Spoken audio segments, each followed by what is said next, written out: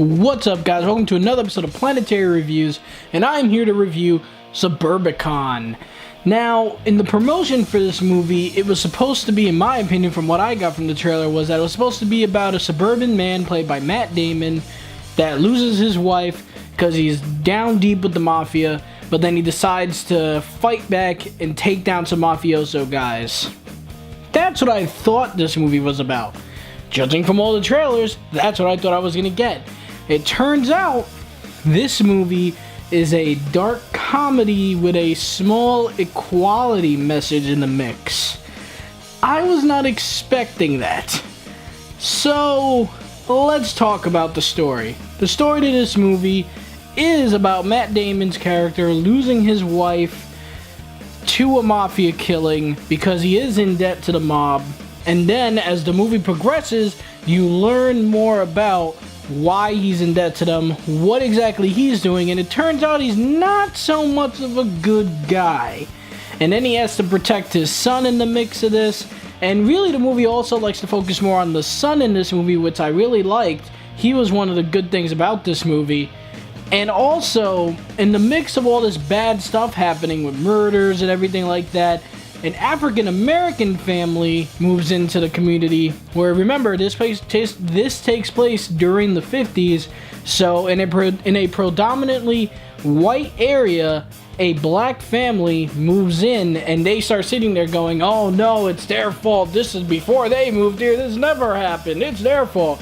Meanwhile, ironically, they have nothing to do with it. It is not them at all. They're just a family wanting to live their lives. And I think that was the point of this movie, was to send, so there were a lot of funny moments in the mix of this movie, and there was an equality message in the mix of this movie, showing you the irony of it all, and I got that, but in my opinion, the movie didn't end up succeeding, in my opinion. I understood the message, but it was just quite boring. You're going through this film, and you're just sitting there like, just a lot of talking, and it's not really you're not compelled by anyone. The performances aren't terrible, they aren't bad. Matt Damon does fine, everyone else does good. Like I said, his son does a good job, but I just didn't feel this urgency to know what's going on. And then on top of that, once you realize what the twist is in the movie about him, it ends up sitting there going, wow, I don't care anymore about you. I care about your kid, but I don't care about you anymore.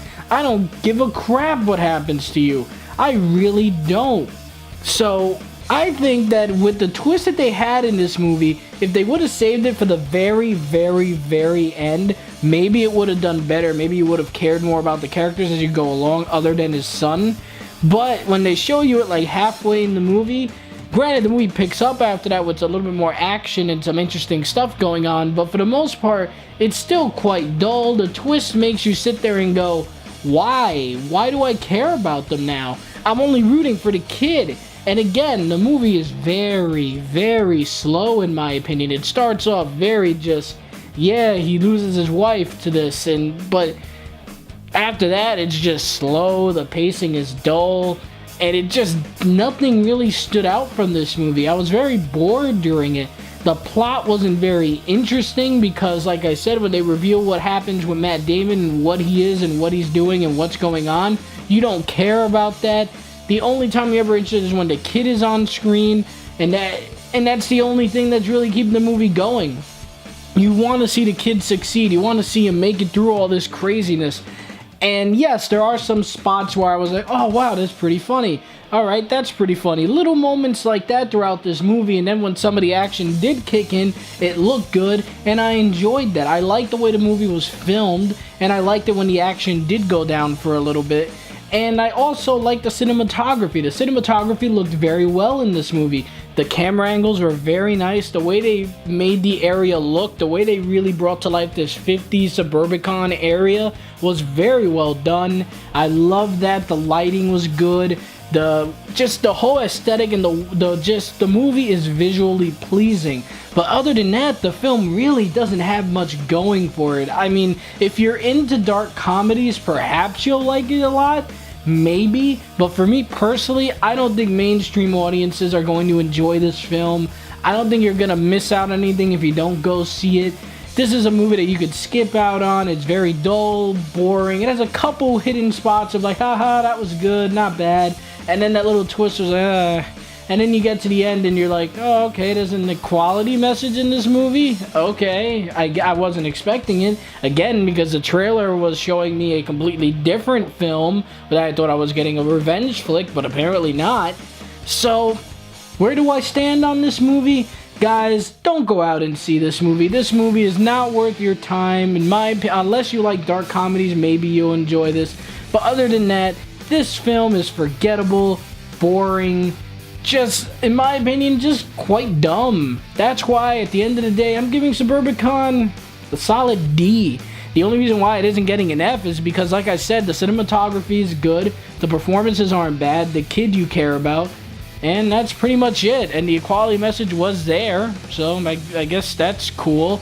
But other than that, the movie's pretty forgettable. No point in going to see it. So, guys, that's my opinion on Suburbicon. I really thought it was just, I felt like I wasted my time going to see it. It wasn't that good of a film. But maybe you guys saw it and you're fans of dark comedies and maybe you liked it.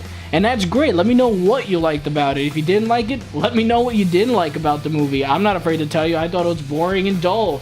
Hence why it's getting a solid D.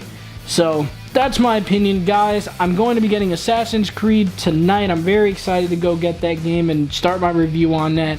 But as always, guys, thank you so much for watching and have a great day.